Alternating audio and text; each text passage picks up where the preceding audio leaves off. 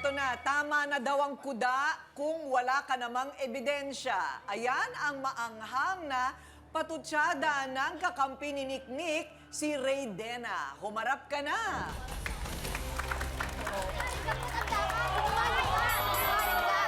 Palabintang ka, palabintang ka. Ano yan sinasabi mo? Parehas lang kayo. Palabintang ka. Mga kontrabida kayo. Palabintang ka. Talaga naman siguro naghati kayo. Talaga ba? May patunay ka ba? May patunay ka ba? May patunay ka. Ano naman ang panig mo? Nung araw na po yun, kasi yung mama ko po, tsaka si Ate Niknik, magkaibigan po. Nagpaalam po yung mama ko na mamamalengke po sila nung araw na yon. Eh, bagong sahod daw po yung asawa ni Ate Niknik. Kaya po nagpasabay po ako magpabili ng isda, tapos babayaran na lang po pag sahod po ng asawa ko.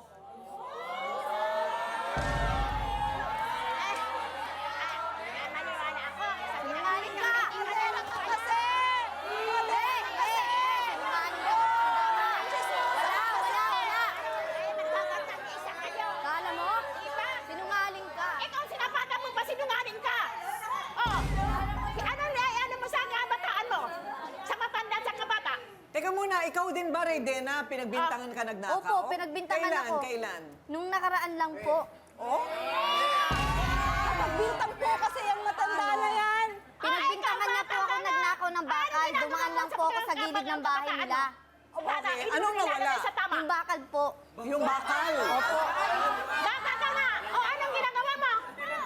O bakit pa nire-respeto ko? Parehas kayo dalawa! Nire-respeto ko po kayo. Anong ginagawa mo? Nire-respeto ko po kayo. Pinagbintangan niya po. Okay, ito, kakampi ni Niknik, si Ray Dena. Sino naman ang kakampi ni Mama Isita? Eto na. Mapaglamang at mapagsamantala, ayan daw ang totoong ugali ni Niknik. Sabi naman ng kakampi ni Mama Isita. Ayan, Nineng, humarap ka na, Nineng. Yan!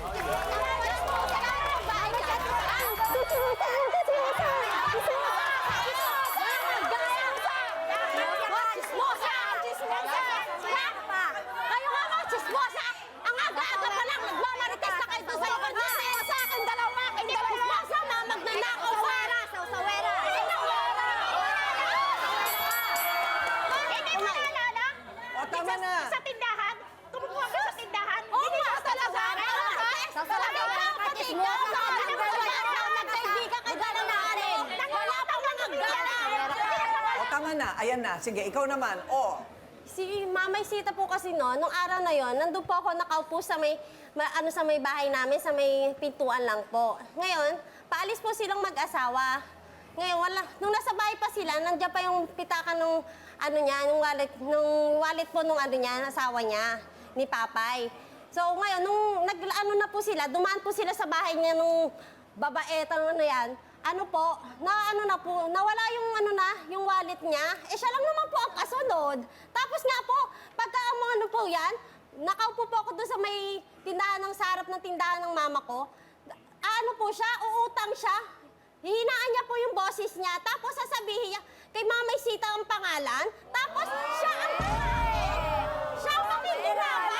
Wala mo na po paalam kay Mamay. Niknik, anong sagot mo doon? Tungkol doon sa Hindi po totoo tindahan? yun na ako po nangungutang. Pangalan po ni Mama Isita ang dala ko. Nangungutang po ako, pangalan ko po ang nakalagay. Okay. Hindi So, po totoo. nagbabayad ka naman? Nagbabayad po ako pag nagsahod po ang asawa ko, pag may pasok po.